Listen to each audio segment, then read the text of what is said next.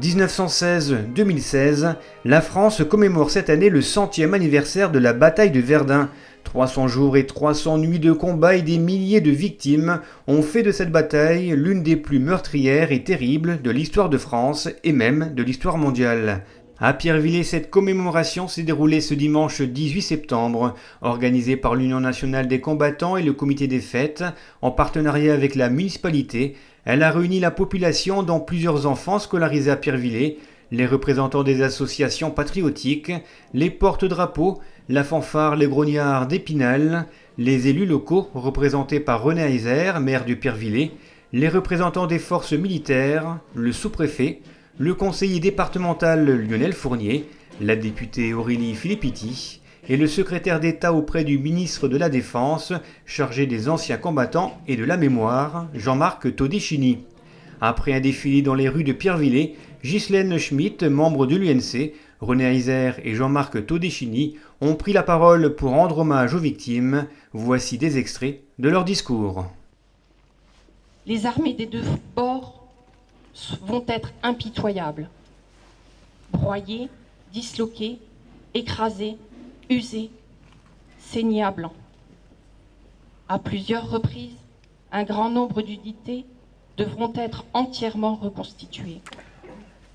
Le fer, la boue, les rats, la peur, la faim, le froid seront le quotidien des armées des deux camps.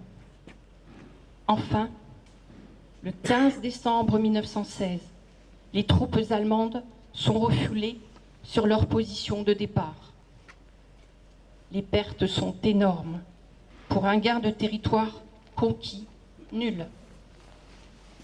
La bataille a fait en 300 jours plus de 300 000 morts, soit 1000 morts par jour et plus de 400 000 blessés.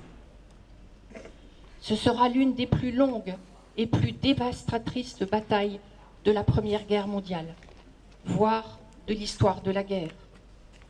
Verdun restera longtemps le symbole de l'horreur. Nous avons tous, non seulement les anciens combattants, mais tous les citoyens, un devoir sacré de reconnaissance et de mémoire pour ces valeureux poilus qui ont combattu dans des conditions inhumaines et donné leur vie pour notre liberté. 100 ans, un chiffre anniversaire symbolique pour une bataille symbolique de la Grande Guerre, celle de Verdun. Cette bataille représente presque à elle seule l'horreur de cette guerre, avec des morts par centaines de milliers, des blessés souvent mutilés à vie, et en conséquence, des veuves et des orphelins dont l'avenir sera à tout jamais marqué par cet événement. D'autres batailles ont été autant, si ce n'est plus meurtrières. Mais Verdun a été rapidement pris comme un symbole du conflit.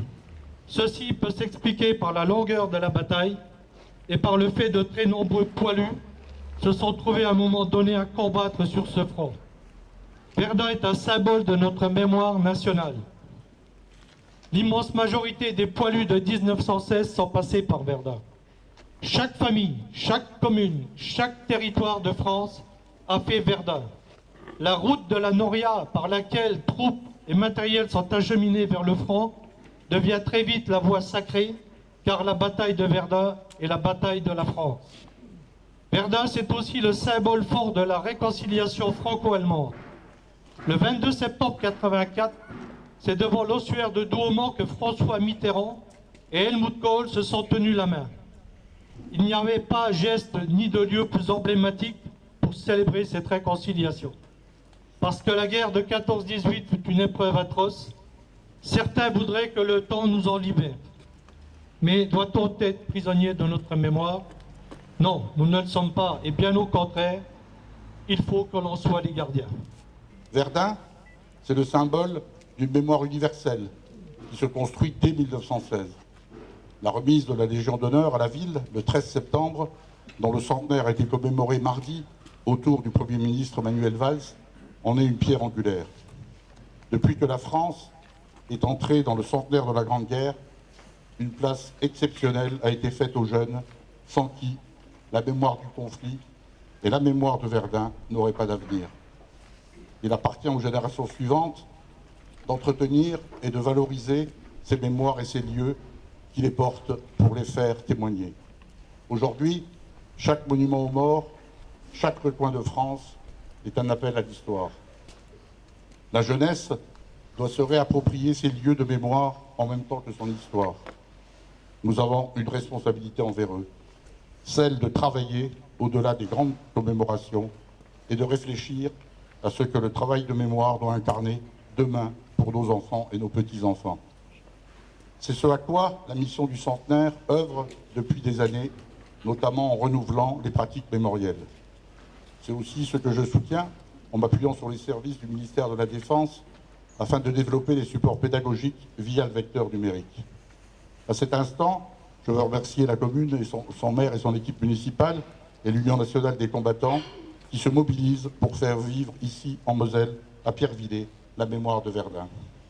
C'est bien la mobilisation des acteurs locaux, partout sur le territoire, qui donne au centenaire de Verdun la dimension souhaitée par le président de la République.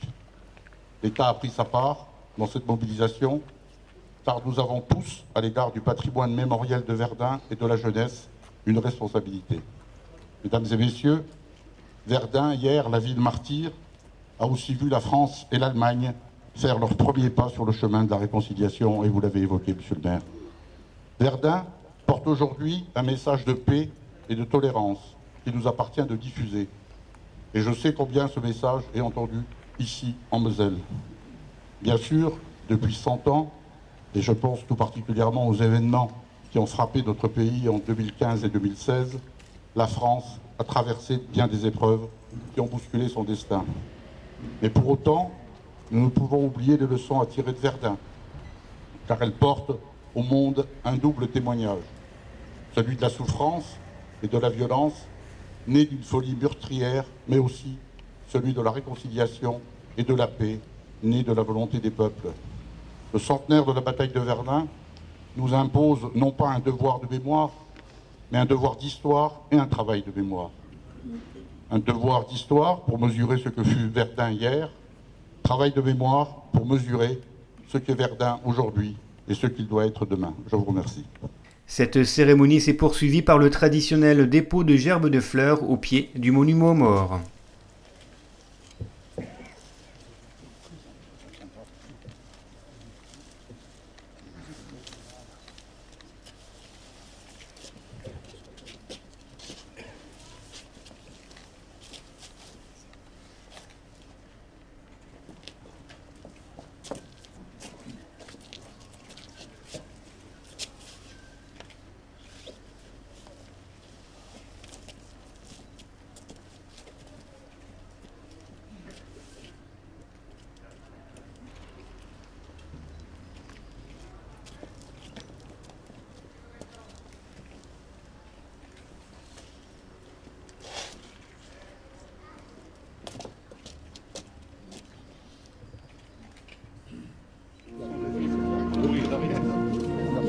Les porte-drapeaux et surtout les enfants ont ensuite été félicités par les représentants militaires, patriotiques et politiques pour leur participation à cette cérémonie et pour tout le travail de mémoire qu'ils ont réalisé au cours de cette journée.